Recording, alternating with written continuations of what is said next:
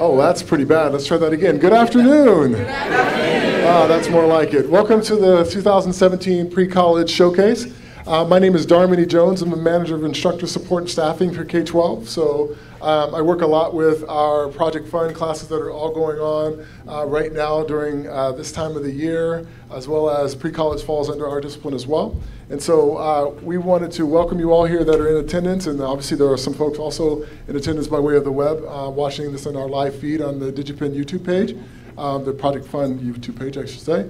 And we'll be saving this so that for those of you that are even here and currently present, if you have family members that you would love to see this a little bit later, they can certainly go back and watch the rebroadcast of it as well. So what this is we have numerous different pre-college classes that have been taking place over the course of the last 4 weeks.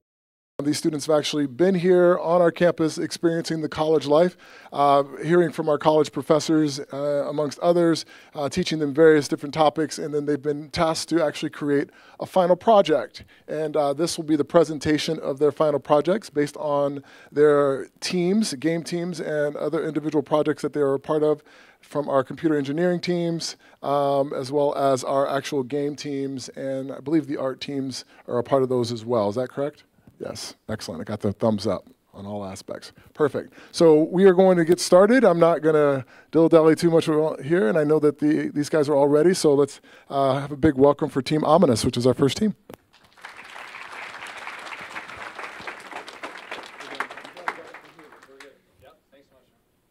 Hello. So we are Team Ominous. We will be presenting. Okay. Sweet. Hello. All right. Can you hear me? All right. Hello. So we are Team Ominous, and we'll be presenting our game, Run for Your Life. So my name's Luke. I'm a game designer. I'm Adrian. I'm also a game designer. My name's Kyle. I'm a game programmer. And I'm Shandy, the game artist. Our game is a 2D side-scroller where the player must outrun a horde of zombies. So I have a few cool art that's featured in the game, such as the giant zombie horde that's going to chase you down, and the shiny can of beans for the player to collect. We also have a lot of really cool game features to showcase. We have a really cool zombie AI, particle effects, reactive zombie wall that chases you throughout the level, end of game cutscene, and 4 levels to show. So we'll be presenting our demo now.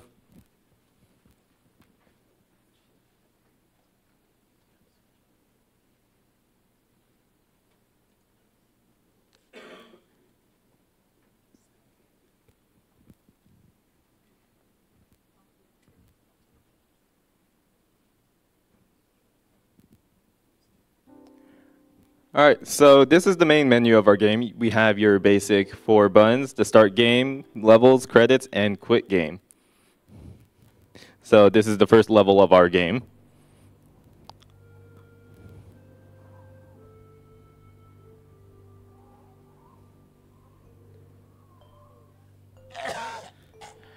All right, so as you can see, we have these beans here, and they're glowing with this cool particle effect that we made.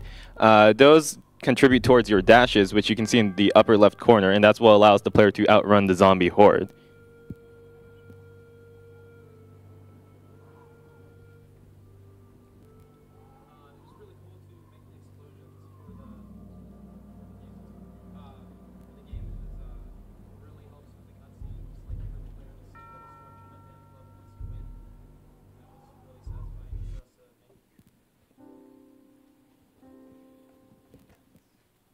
So in terms of art, one of the most exciting art features are the running animations for the zombie and the player. So the player has a more wider strides and wide arm movements, while the zombie has a sort of choppier running movement, and they have the arms reaching out to get the player, and also they have a waving tongue, so it gives a lot more character.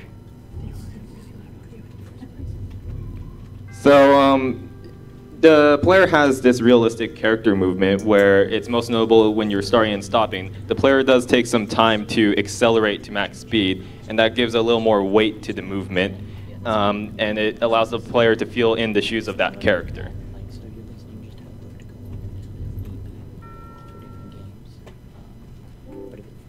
So we'll be demonstrating our last level now.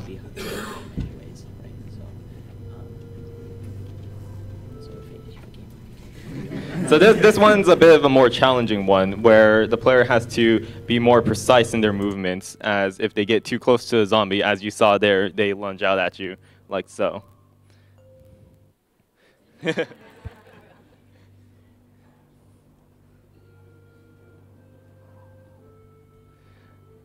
So if you see there, that's a mud patch, and that's actually an obstacle for the player, which slows them down.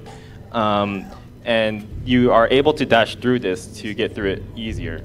But in this case, you'll have to slow down because you don't want to dash into the zombies.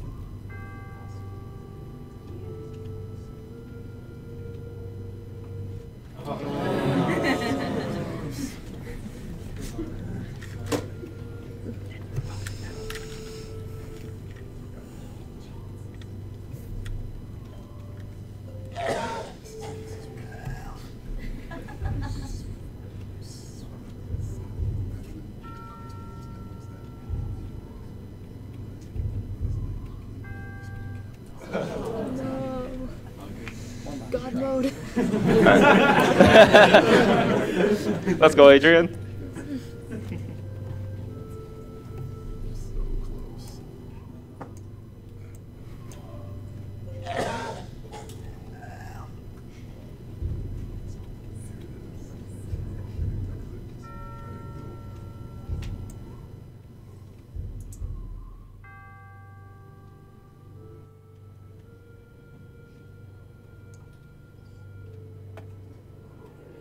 All right.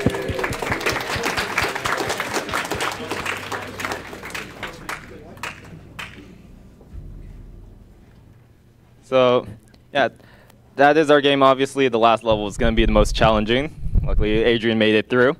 Nice job. All right, so thank you for listening to our presentation.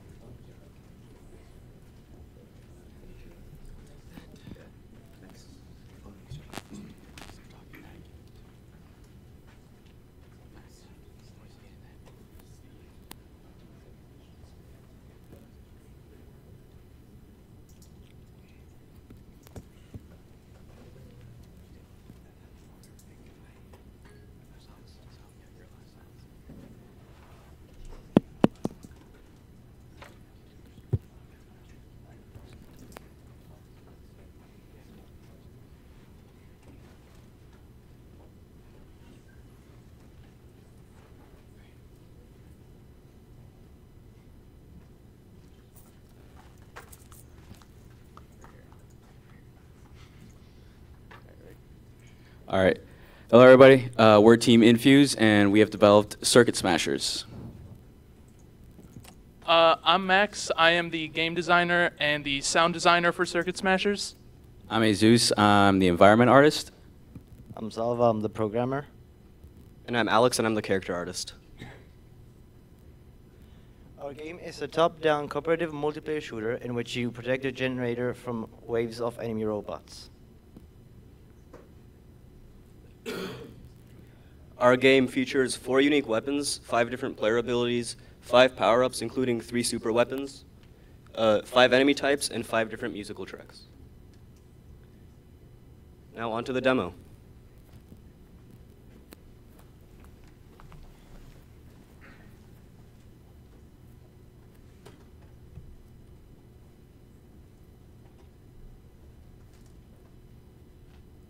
All right, so while they get that pulled up, I'm going to talk about sort of our design philosophy behind this game. We really wanted to make a game that was just sort of like a fun thing that you could sit back and play with friends. It's 1 to 4 players, controllable with controllers, as well as it's a cooperative shooter. It has multiple different loadouts and sort of like has a nice team dynamic of allowing players to choose different weapons and abilities that complement each other and work together to get the highest score.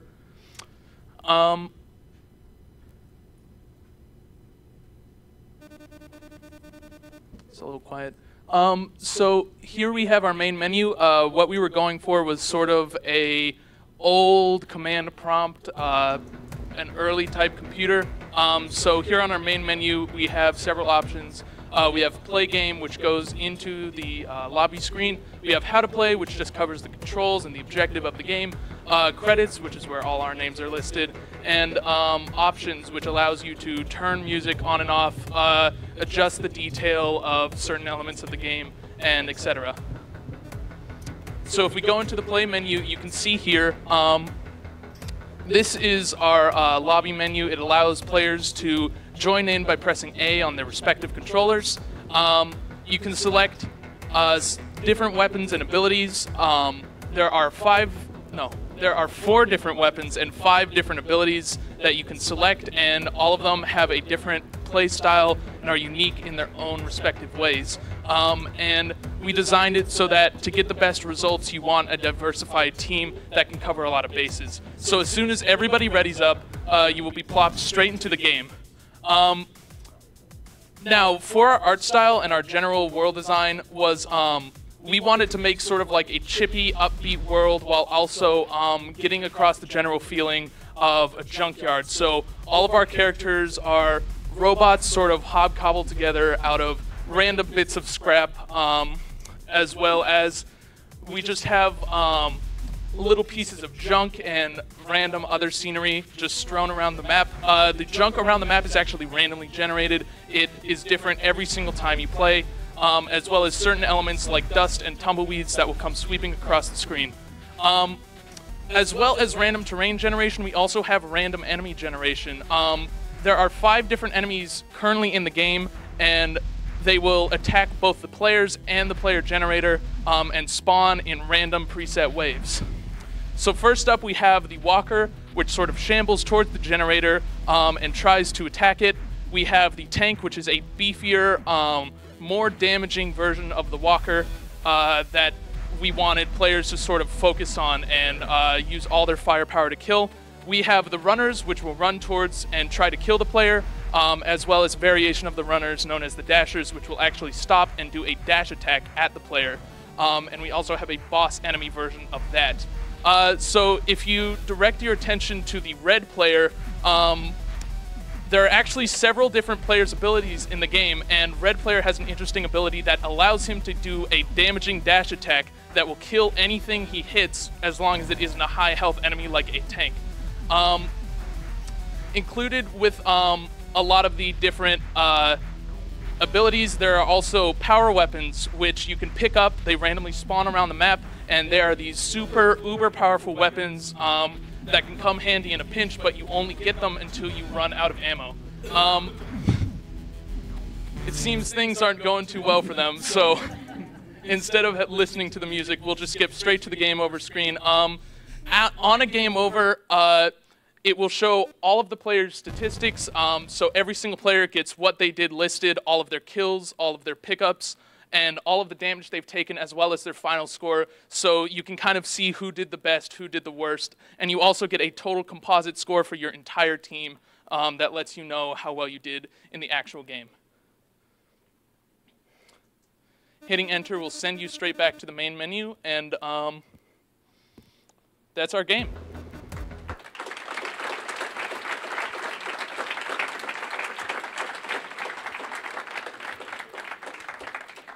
A bit bummed we didn't get to listen to some of the music, but that's just, you get unlucky sometimes. Sometimes they send 6 tanks after you.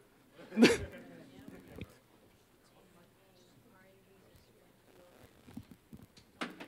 no one want the lapel mic? The lapel mic. No one wants to use it. Well, yeah, they gotta switch people. But like, that one guy could have used the lapel mic. Would have been great. I'll take this. Camera's right there.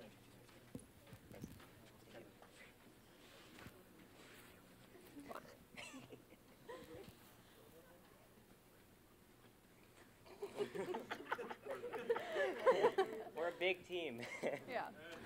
Hello, we are Jordan, and we're here to introduce our game, Quartz Corruption. So on our team, we have me, I'm Nikki. I'm a designer, but I also did a lot of coding. I'm Joey. I did level design and worked on lighting and particle effects. Yeah. I'm Rexy. I did half the assets and a bit of the script. I'm Dal, but my real name is Jessica, and I'm the main art person here. And I'm Owen, and I did all the music and sound effects. So the high concept for our game is it's a 2D pixelated narrative side-scroller where a troll is compelled by magical powers similar of that to King Midas to turn the world to crystal. And on to our game.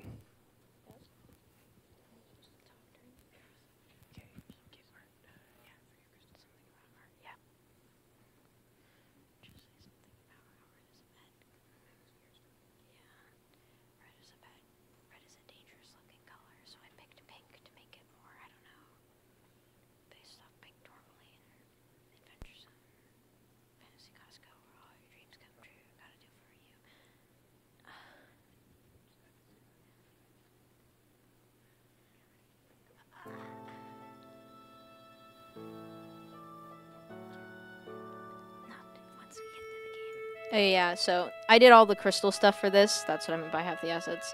I made it like a kind of reddish color, you know. Red is usually associated with danger, I guess. And I was like, oh, hey, what kind of rocks are there in the world? You know, pink, red. I picked those colors because I thought it would, clash with the kind of more naturey parts and look more, contrasty, I guess. Is that alright? Is that a word? So as I said before, our game is narrative based, so we'll be skipping some of the levels for story, so we can show off the entire story. That way you can get the gist of the game. Like this is the beginning cutscene that we have for the game where he meets the person who actually gives him his powers, and he's compelled because, well, as you just saw, he doesn't have any friends. He's cast out because he is different. And so that's where he comes to get. He comes here because he's alone and has nowhere else to go.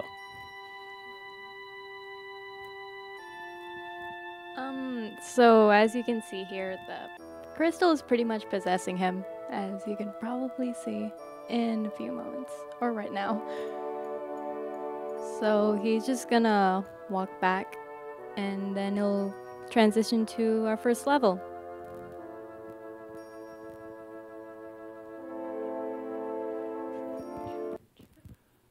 So when I was composing the music, I had a lot of fun doing the score and all the sound effects.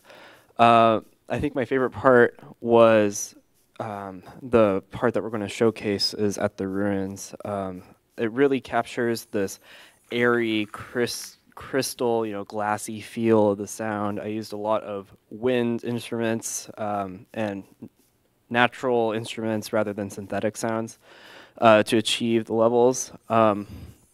And if the wolf makes sound effects if it gets close to you. The ball has sound effects that are a little quiet, and the freezing, everything from walking to the animals has sound effects. So hopefully, and then here's the town theme. We don't have to highlight that. And then when he meets the character and freezes him, he goes on. And so what you saw with the wolves and with the kid is that the power he's given is the power that the crystal wanted him to have, which is to turn the world to crystal. And so he turns wolves to crystal because he's using that power. And when he walks up to the boy offers him friendship in the ball, and he accepts it. But in doing so, because he's already accepted the power of the crystal, he accidentally turns him into crystal. Essentially, he's gone. And so this is him regretting for everything that he's done.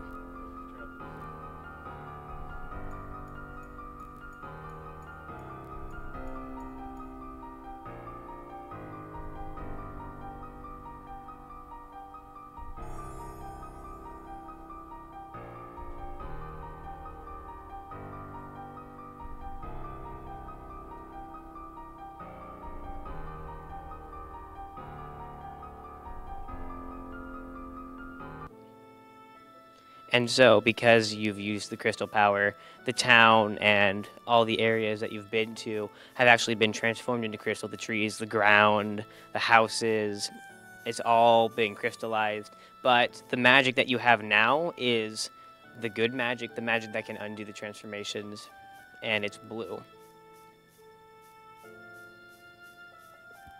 Essentially, the player, after reaching the ruins, goes back through the levels and has to undo what he did. This is the forest level that was previous. And then...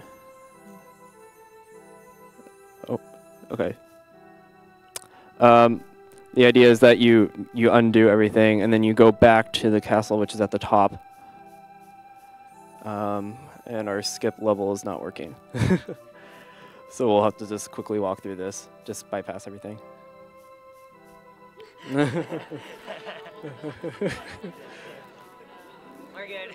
Just shove the bear out of the way, we'll be fine. It's okay. Okay. And then the final cutscene. So also another thing with the music is that each level on the way back is a crystallized version of the beginning levels. And so I had a lot of fun having some motifs that hint the player back to what was in. And then he defeats the monster. That's it. And that's our game.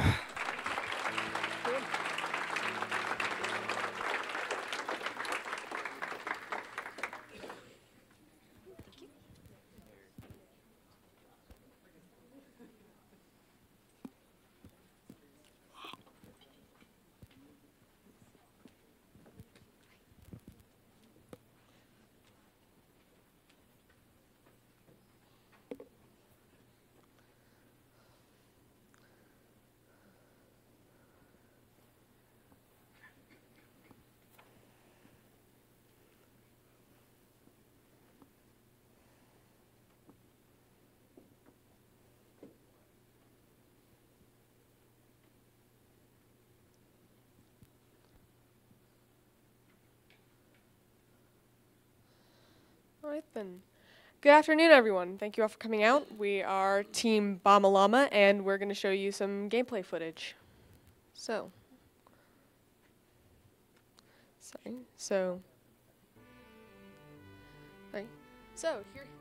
yes, this is our game, Suffragitsu. It's the story of a turn-of-the-century suffragette named Edith who goes around the town beating up chauvinists and saving the day. My name is Ellen. I'm the game designer. I'm Aiden. I'm the game designer / programmer. I'm Marley, and I'm the artist. I'm Nathan, and I'm the sound designer. And yeah, so we are Team Bomb Lama, and this is Suffragitsu. Give it a minute. So I based the art style off of a bit of pixelated Super Paper Mario. And as for the gameplay, it has elements of a traditional platformer. You can walk side to side, you can jump. However, it has one key mechanic, and that is the fact that you can glide. And then you can also thwack things with your parasol as a real suffragette.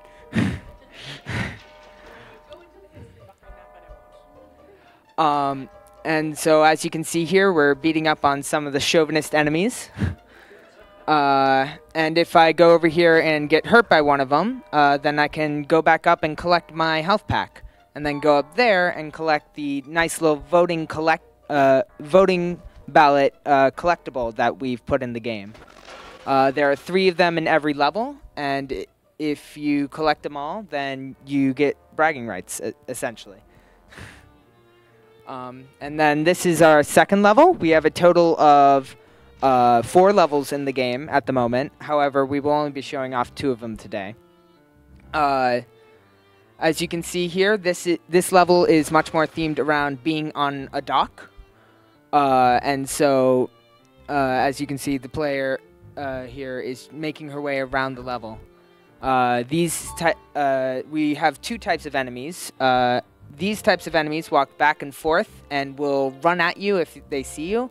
and the monocled fellows look down, and if they catch your eye, then they will chase after you. So as you've been hearing in the background throughout the game, we have music and sound effects, and so the music was really fun to make. I looked at a lot of 20th century music, early 20th century music from British composers, and sort of tried to capture those orchestral vibes that they used, and I think it really turned out as something great. All right then, and that is Suffragitsu. Thank you, everyone.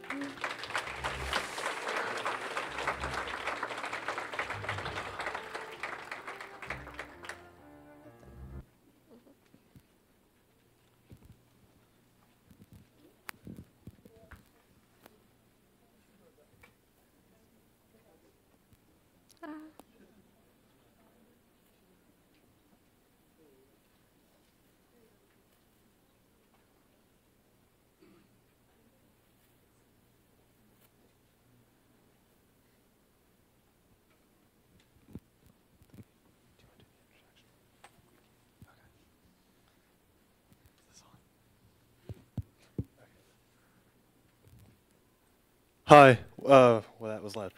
We're a giant salamander and our game is called Buff Mouse.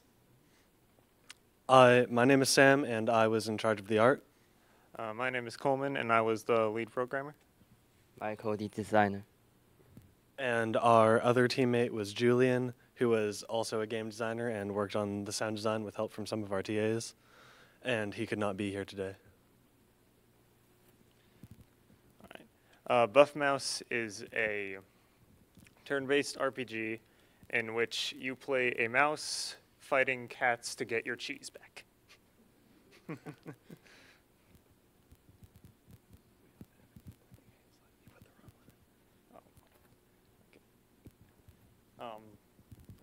Okay.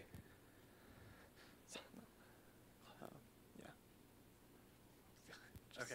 All right. We're going to move on to our demo now. Sorry about that. That was the wrong one. We're going to move on to our demo now. Yes, that was the wrong presentation. Move on to the... Let's just proceed.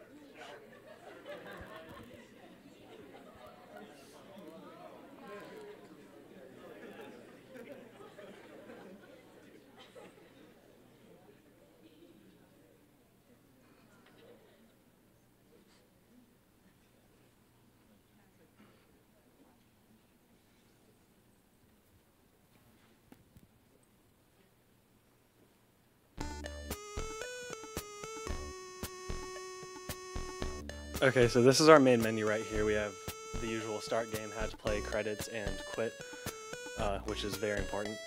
And so we're going to get right into the game here. This is our opening cutscene. We have some dialogue in there to provide the backstory.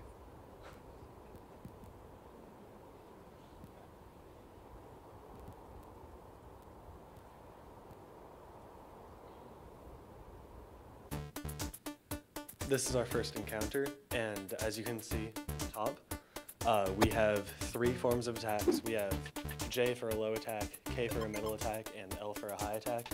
Now, whatever color the enemy flashes, you have to match that color in order to either dodge or to attack the enemy. And if you hit the proper attack button, matching the color that the enemy flashes, it will do 2 damage rather than 1, allowing you to get through the engagement faster. Now, if you can move on to the next engagement.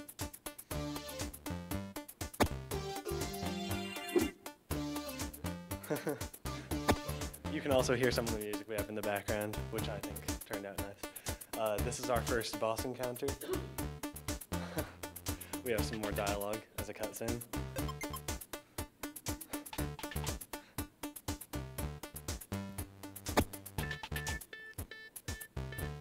This boss encounter works essentially the same as the original encounters from before.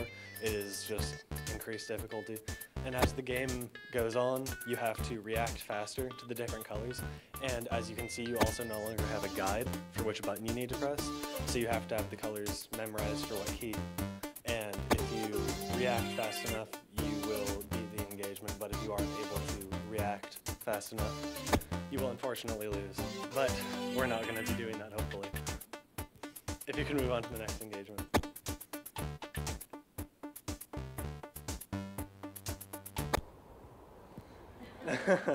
Now we have another cutscene.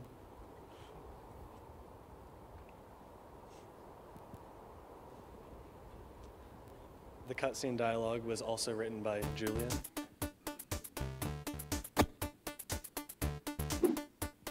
This is just another engagement. If you could move on through this one pretty quickly, that would be great.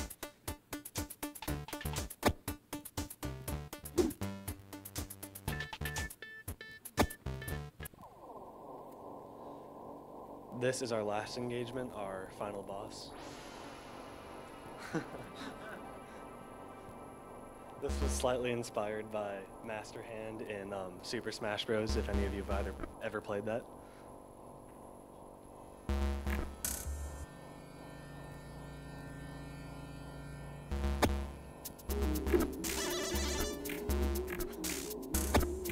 This engagement works pretty similar to how the other ones worked. It's just slightly different in that you have to dodge on your own rather than the computer doing it for you. And this is more difficult because the boss moves faster, he has more health, and hopefully most people will have a hard time getting these. Now if you could show the ending cutscene.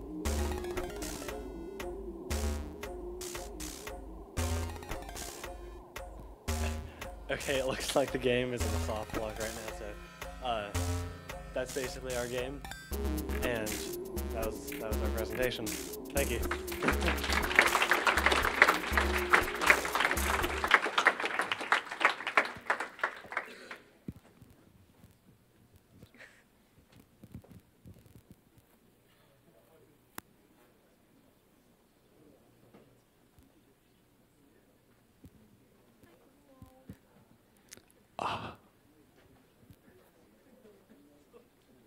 Just open the credits. Hello, we are team not eSports manager, and we are going to present you our game Regrowth. I'm Ozan, the game designer.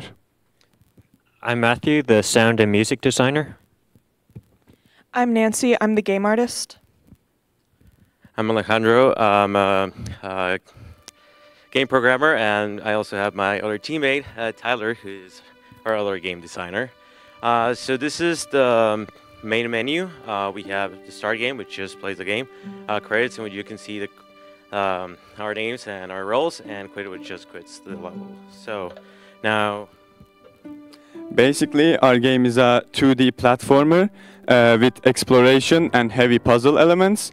It talks about the story of a girl living in an underground village. She's seeking a path to the surface of the earth. And now we are going to start the demo. and for the music, I was trying to go for I was trying to make it somewhat ambient so the player could focus on solving the puzzle in the world.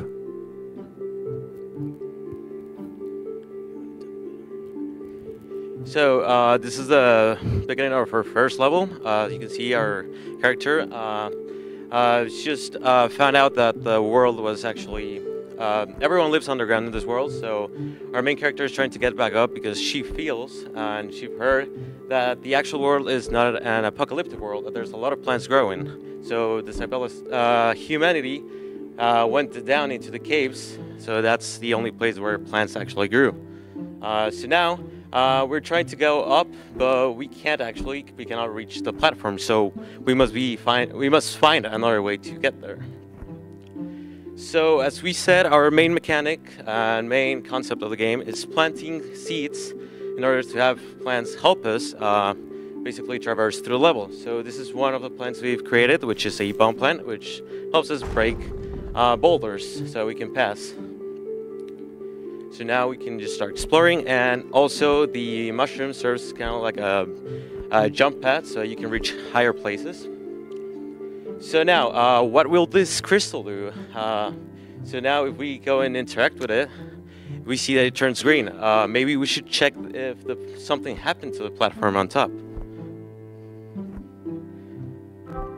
So now we have another seed to introduce, which is our vine seed, which will help us grow a little vine, which we can climb up.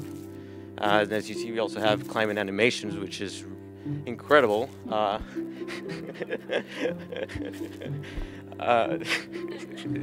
second about it. Okay.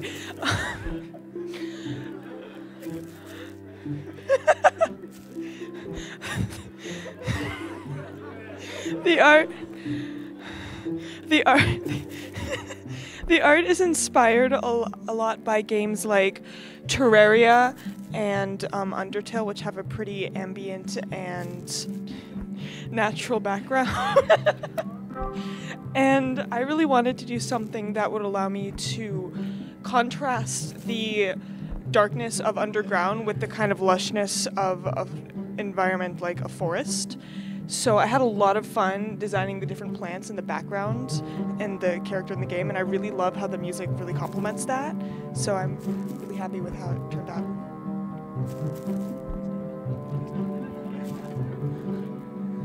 So hopefully when we pass this level, we have a little bit more to show, but for now, that's it.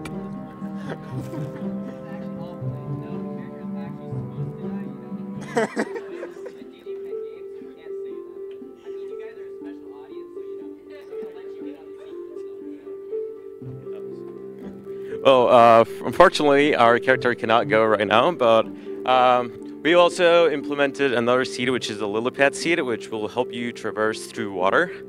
After that, it's just a platforming section with the mushrooms, so you can climb, you can go really far up and actually exit the level, and we have a little bit of a story in there, which just tells us that our main character actually made it to the surface, and she actually found that the surface was full of magical plants like this one's in the bottom. So she told everyone in the village that they could go up, and this was the start of a new age for humanity. So yeah, this is our game. Thank you for listening.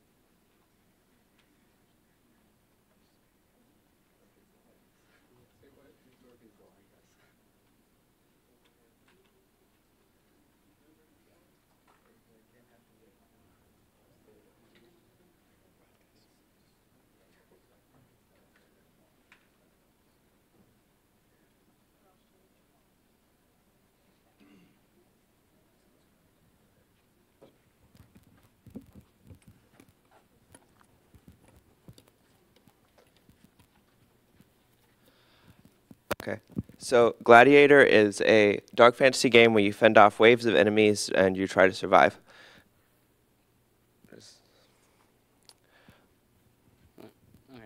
My name's Joseph. I am the artist. I'm Mateo. I did the design and the sound.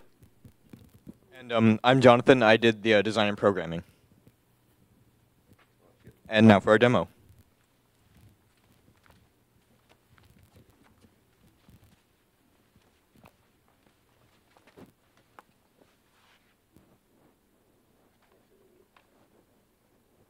Okay, so ours is actually going to be pre-recorded.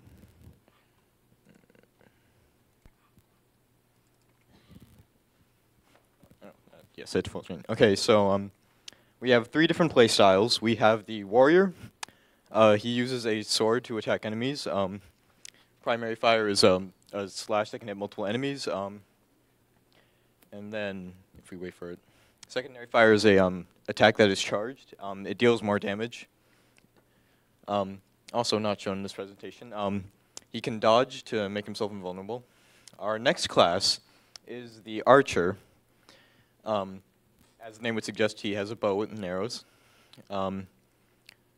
He has ranged attacks, obviously. He has poison arrows that stun enemies, so it makes it easier for you to keep a distance.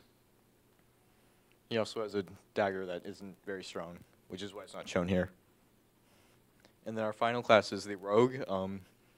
His main gimmick is stealth. Hold on. As you can see, he cloaked there. That makes him invisible.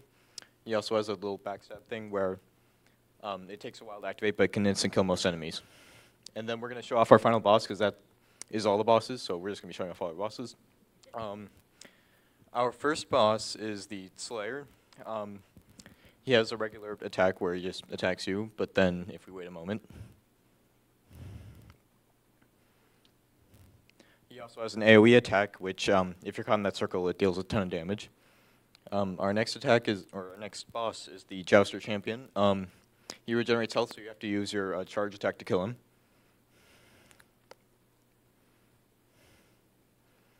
Next up, we have the Archmage. He shoots lasers, and then once you get him below half health, he'll start teleporting away, and you have to reflect his shots back at him.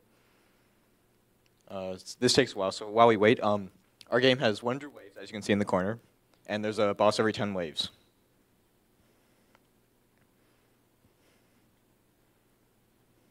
We also have a bunch of different bonus modes. And a harder difficulty. We also have a little tutorial on the control screen. The controls are for the war. We don't have different controls for the different. We don't have different control screens for the different classes yet.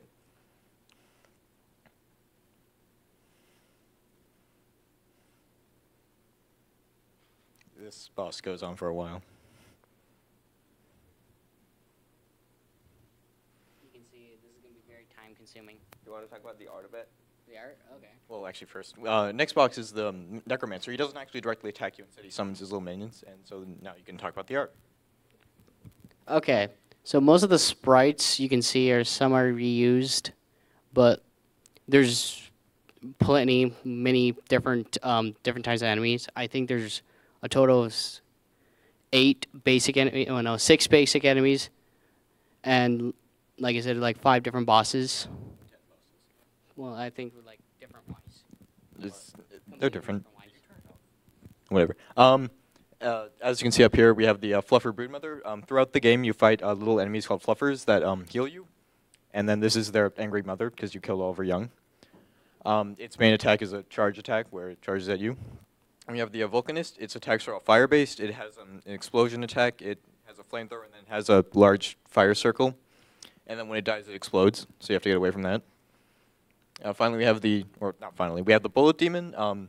Its attacks are based off of a bullet hell game, so it has a large AoE attack. It also has a rapid fire machine gun attack that I don't think it uses in this gameplay. And then if you stay close to it for too long, it'll use a giant fire attack to push you away so you can see its other attacks. These are the twins. It's basically a combination of the first 2 bosses. It has one of them has AoE, the other has a charge. They go down fairly quickly. And then the Distortion Lord doesn't directly deal damage, instead pushes you around, and that weird area at the edge of the screen damages you.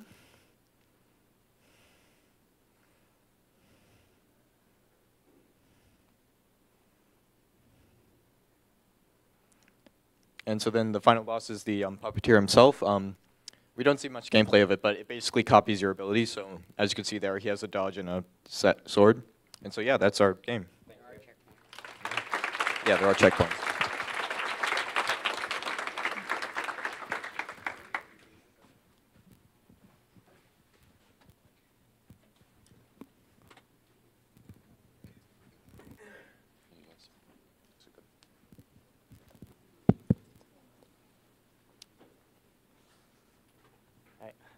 Hello, everybody. We are Casa. My name is Simon. I was a programmer, but I helped with the design. I'm Amanda, and I'm the artist. We had 2 other members who were unable to be here today, Cameron and Luna. So Mayhem is a PvP game inspired by Duck Game and Super Smash Bros. Players will be in an arena where they can run around, use weapons to try and kill the other player. And now for our demo.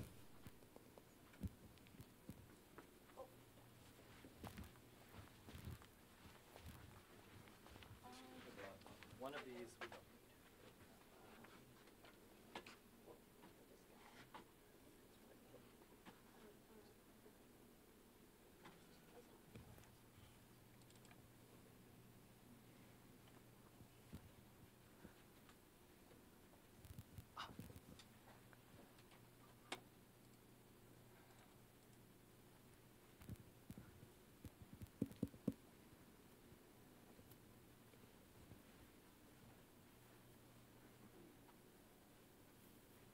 Okay, so our game is Mayhem, and this is our main menu screen. We have 3 buttons: play to start playing, how to play, which is just a little 3-picture segment that can like outline the controls and what to do in the game. So we can look through that really quickly. Just like left stick to move, X to attack. You can wall jump to reach greater heights. And then there are various weapons that you pick up that you'll use to defeat your enemy. And as well as the credit screen, which is just the introductions. And special thanks to Mateo there, helped us a lot. And let's get into the game. So we can start on the green stage. So when you spawn, you can see that there are 2 players, one red, one blue. That's how we differentiate between different players. And you can see, you can walk, you can jump, and you can wall jump. So like, maybe watch the blue player here. He'll, oh, come on. Come on, okay, never mind. Yeah, so you can wall jump to get to higher places. There we go, he's picking it up. And then, so that's a core mechanic of when players have weapons and they're running after you, you want to be able to quickly run away. And so maybe you can grab another weapon to defeat them. So we can start talking about the weapons. If you look at the red player up there, they can grab that giant axe spinner. The axe spinner will give you a speed boost, and if you hold the X button, it will start spinning. And if you're the blue player, that's bad news for you because it's very powerful. And so red player, if you could attack the blue player really quickly. If you look at the top left, we have a little health bar that will decrease as you get hit. And if you keep getting hit, it'll keep going down. And then eventually when it reaches 0, then there's a little counter right there. Their lives will decrease. And everyone has 3 lives. And once you defeat the other player 3 times, their lives will be gone and you will win. And so maybe we can show off another weapon, like blue player. All right, that one. So that is the assault rifle. And the blue player has an SMG. So we have 4 different weapons. There's that monster axe spinner. There's an assault rifle, a submachine gun, and a pistol. And each weapon is catered to fit a different need, whether it's lots of damage at long range or lots of damage at close range or to allow you to run faster. And so that this way we don't have one weapon that as long as one player grabs, they will just instantly win the game because it's so overpowered. And so, so some of the things we got going, if you jump out of the level, you will find that you can't, and you will actually just die and respawn. And so let's finish this up, and we can play an actual game and show you how it plays. So, how's it going? All right. All right.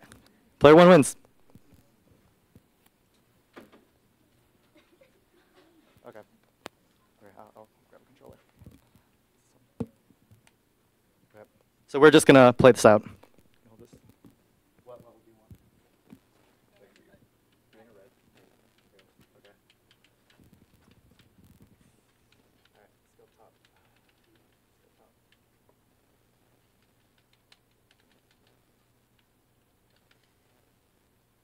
Come here, Mateo. Come here, Mateo. Come here, Mateo.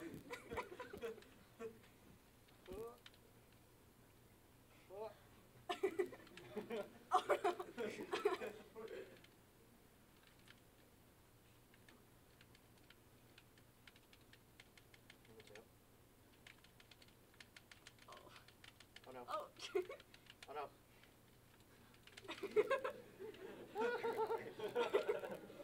Oh jeez. Ow. Oh boy. Alright. Oh. Hello.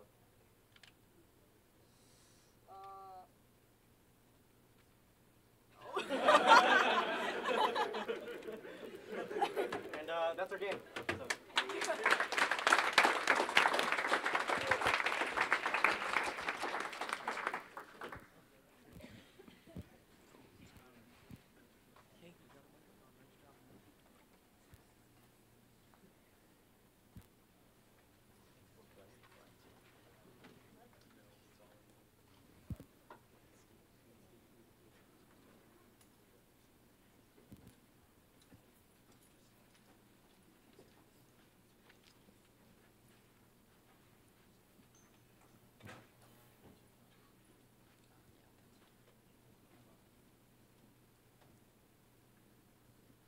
All right, we're Team Steam.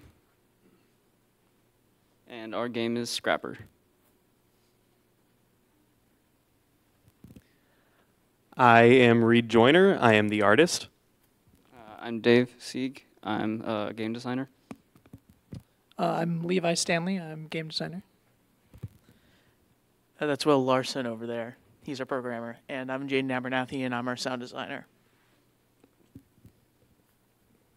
Our high concept is a steampunk-themed run-and-gun game in which you fight clockwork killer robots through multiple levels trying to stop their leaders. And time for our demo. Yep.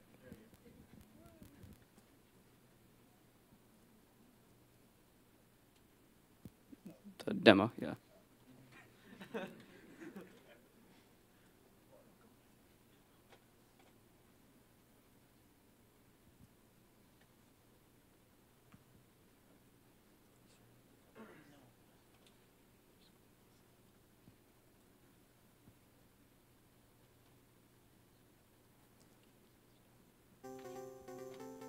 So this is our main menu. We have music for it. We also have controls that, well, just controls. Credits, which list us, and quick close of the program. So if we want to start the game. Here's our city level, which is the first level. If you want to play through it.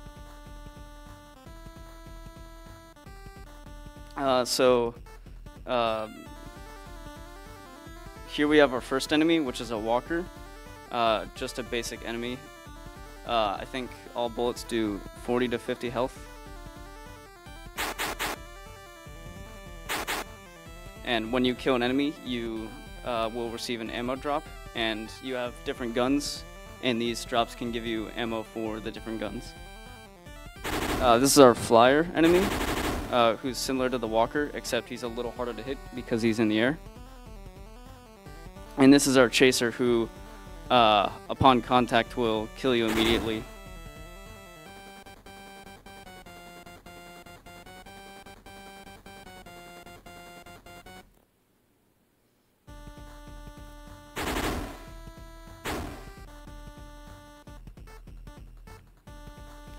Depending on which gun you're using, you will get, depending on what gun you have out, or guns have, more guns are better than the others, so more ammo drops are common than others. For instance, the sniper rifle is the best gun, so you will rarely get ammo for it. And this is our desert level.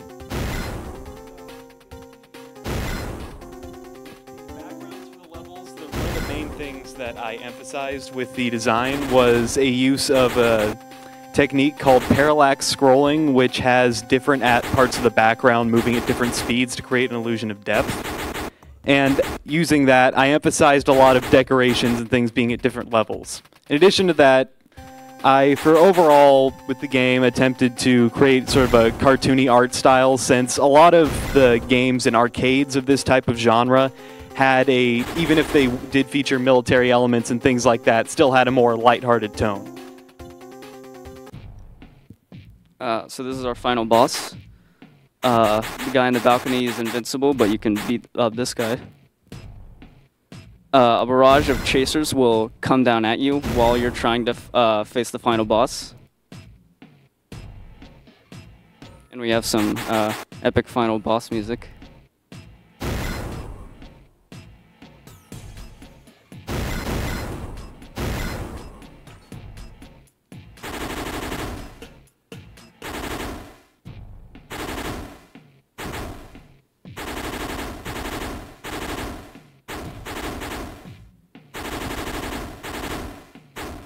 As soon as you kill the boss, it brings you back to the main menu. But that's our game.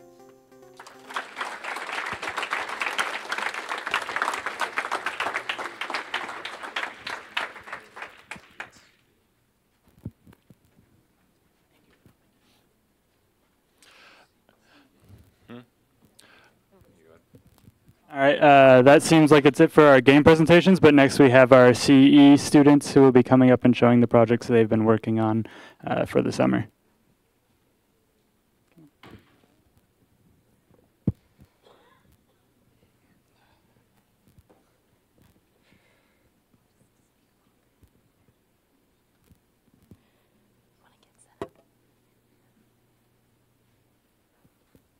Hi, I am Christiana Wu, and I am the instructor for the Introduction to Circuits and Electronics class.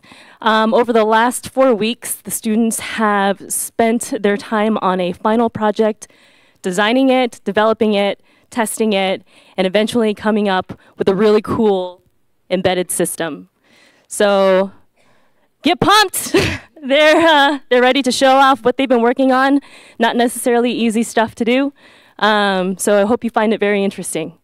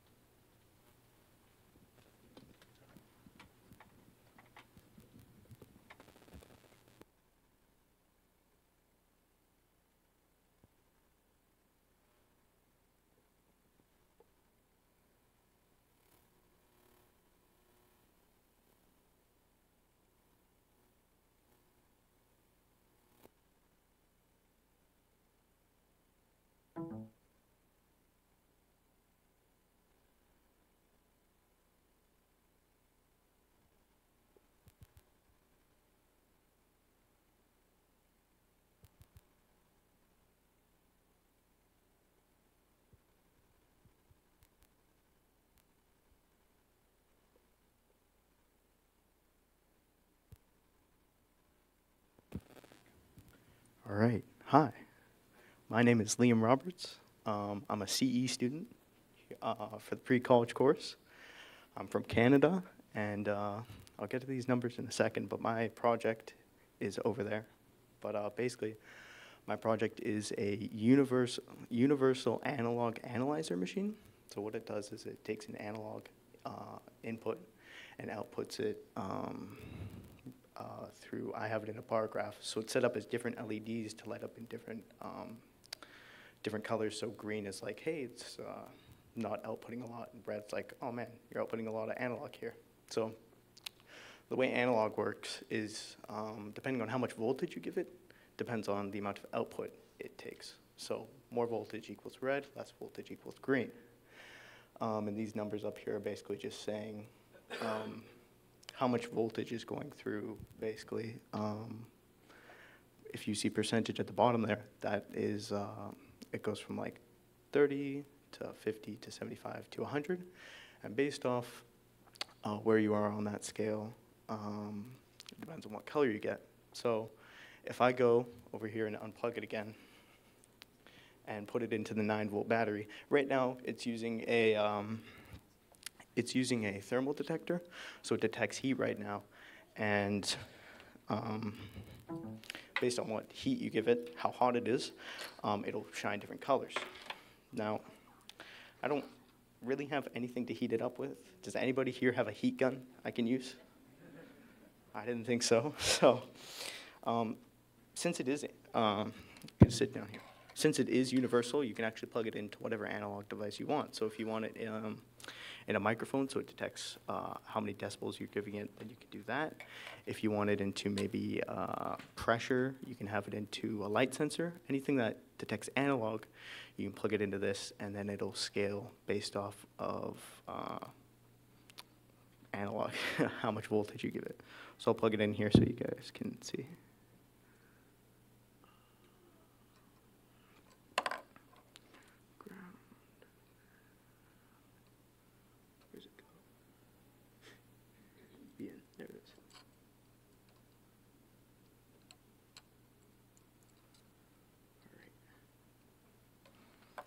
So what I just did there was plug in my 9-volt battery, and right now it's only on green because it's not very hot right now, and it's bugging out a little, but that's good. So you get to see kind of how it works. It lights up from green, blue, yellow, red, and I'll try and heat it up with my fingers here. But it gets to different different LED colors based on how much heat you give it. So that's pretty much my project, universal analog analysis machine. So yeah, thank you.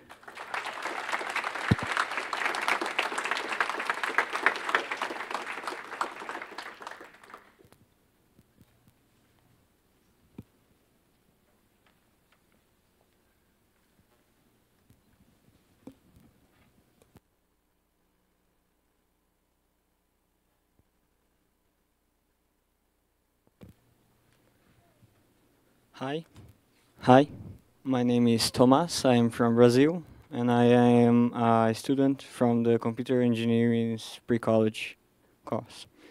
And, well, my project is a climate panel for greenhouses that I built thinking about the farmers that usually use greenhouses for planting. And the panel gives you the temperature in Fahrenheit, humidity, and UV light index. For this project, I used two sensors, one that gives you the temperature and humidity, and the other will give you the UV. I bought the UV one from Waveshare and the other from Adafruit. Two great companies for Arduino stuff. And well, troubles that I found from this project was the energy, because I was planning to make the project work outside using solar panels. So I got two solar panels in this circuit that would generate some energy, but not too much as a battery can generate. So it will work, but it will be harder to read. And about the software, I used the Arduino script software. And for when I was making the script, the problems that I found was to create the index for temperature and UV light, because those two are things that is very important for plants.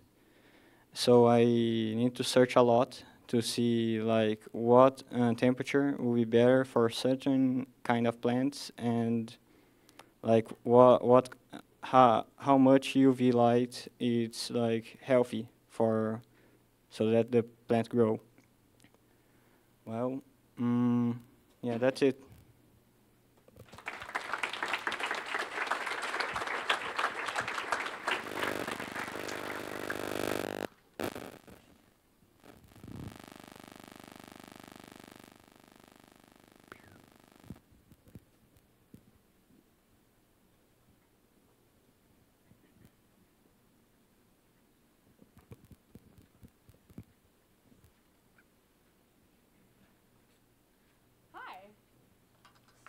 My name is Roma, and what I have with me right now, with the non-functioning battery, unfortunately, is a device that can tell you when it's too hot to walk your dog.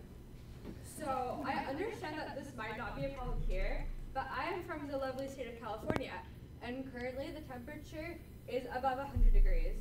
And I don't want my dog walking around because I know that can hurt his paws, and it's actually an important concern for people who do have pets. So the way this works is that I have a temperature sensor, and it's an analog temperature sensor, so it will take the voltage that's being inputted, and it first converts it into degrees in Celsius, and then from there it goes to degrees in Fahrenheit.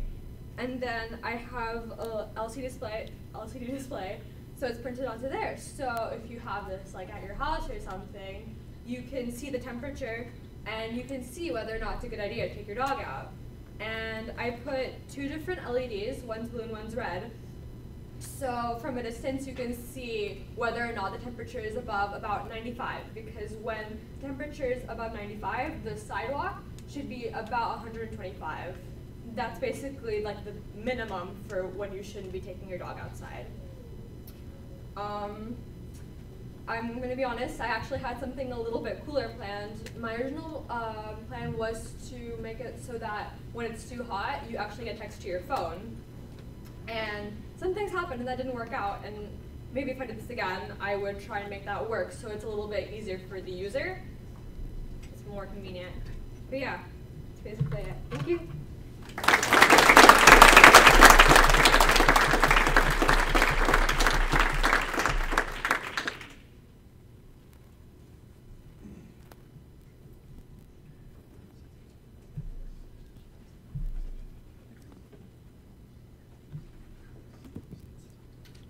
Hello, my name is Mason, and I have this LED strip display that is like, it's a 12 by 10 LED display, or what's supposed to be. So it's supposed to be like 120, but I sadly had to lose 2 LEDs, so it's only 118 down here.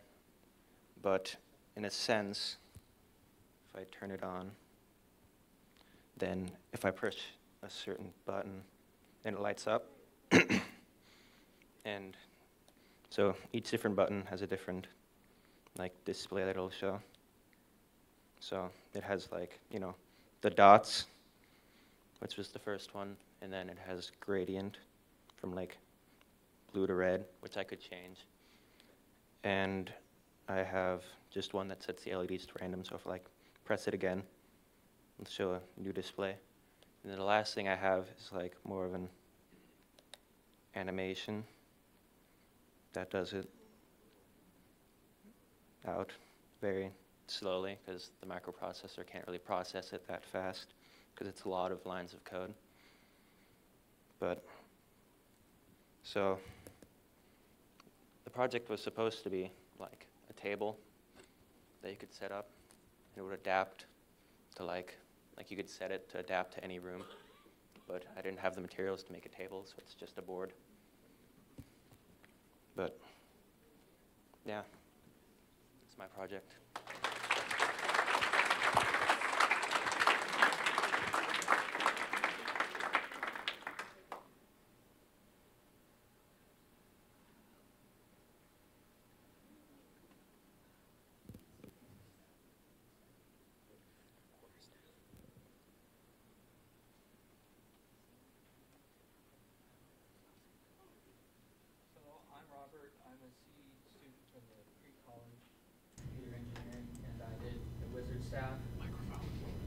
So software, I use Arduino software, and hardware, I have an Arduino 101 here, an Arduino here. Sorry. So this board has the 6-axis accelerometer with the gyroscope on it. So this detects movement right now. It's whether it's just left or right, forward, back, up, or down. That can be changed easily with code. And right now I have 3 different cases that light up, and based off the input from the accelerometer here, it goes to the lower board here and does a certain light display. Hold on.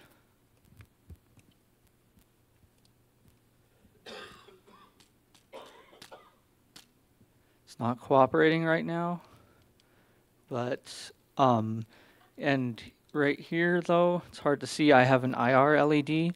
So that was sort of a proof of concept that it can be used for like home automation. So this could control like your cable box, or hopefully in class it was controlling a projector and it died out at the very end. But you could program it to control any kind of like IR device, and also more like say home automation. Right here, this little orange part on top of the 101 is a Bluetooth antenna. So you can use that to communicate with other devices. There you can see it light up. It's fairly bright.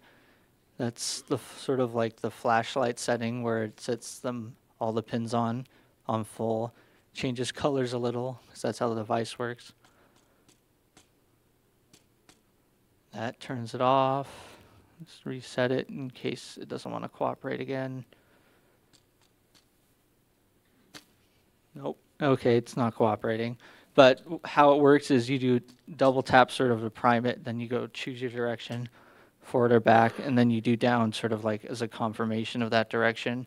And that uses, software-wise in the code, it just uses a simple switch statement, so you could just add a bajillion different combinations to it, how many you wanted. What's interesting I find about this, though, is it has a lot more room for improvement, obviously, as in I could hide the circuitry a lot more, but also you could add things quite easily, like, say, voice activation. So if you didn't want to use, or if you wanted to combine the gyroscope movement and like voice activation, you could do that. And hopefully that will not, nope, okay. No, it doesn't want to do the light. Okay, oh, there's the blue light. Okay, there we go. There's one more green one, and that's it. If the green one doesn't want to work, it's unfortunate.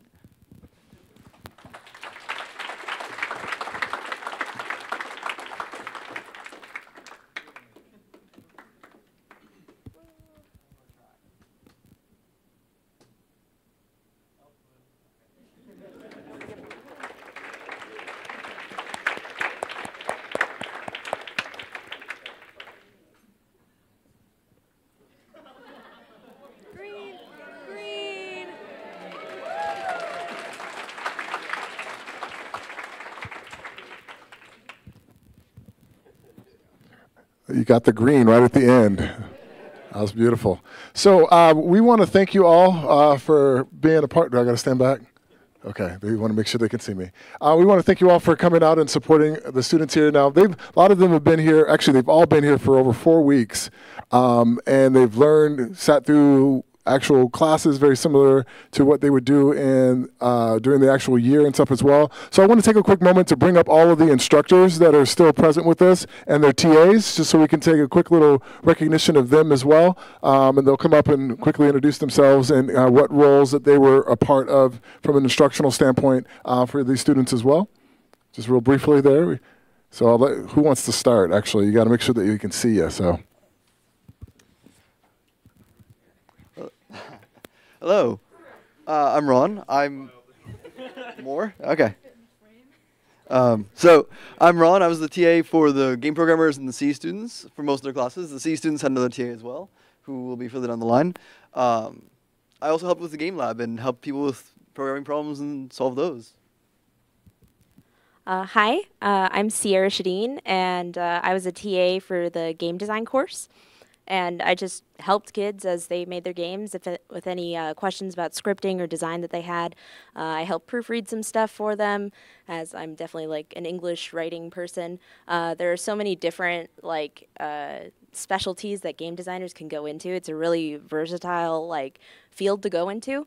So it's really fun to see how people's talents shine through with game design.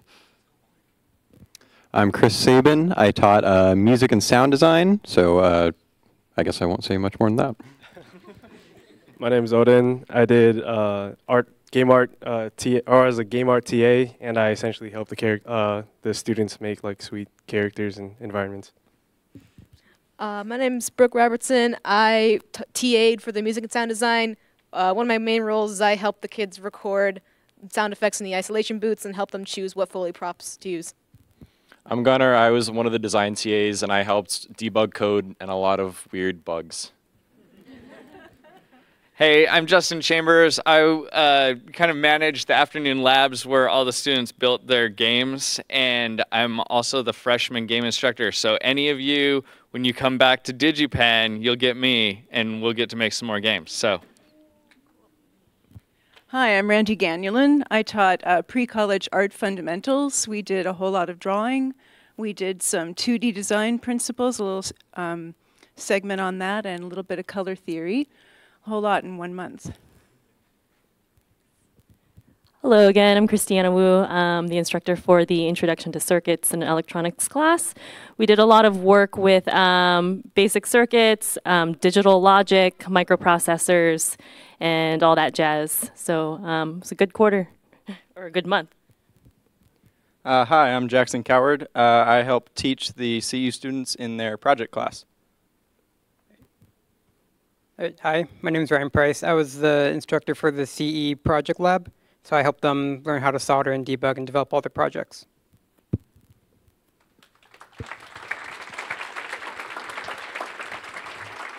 Just kidding.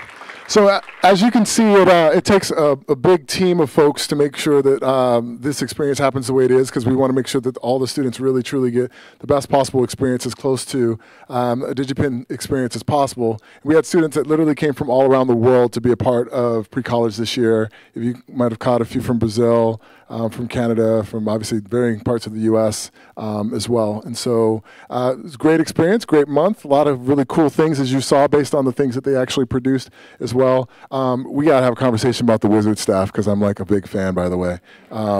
So that's good stuff over there, just the tap, tap, spin, and it's like Harry Potter, really, really cool. So very well done there. Am I missing anything?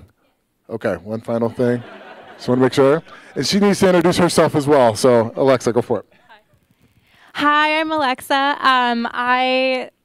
I've emailed with probably most of you. I just wanted to say hi, and I hope your students had a great time with us. They certainly came up with some really awesome projects, so congratulations to all of you. I would just love to invite all of you to the dessert reception afterwards. It'll be in the rec room right next to us here. Please hang out, ask any questions you have. We would love to get to meet all of you. Anything else? All right. Thank you. You heard dessert, right? Okay. Excellent.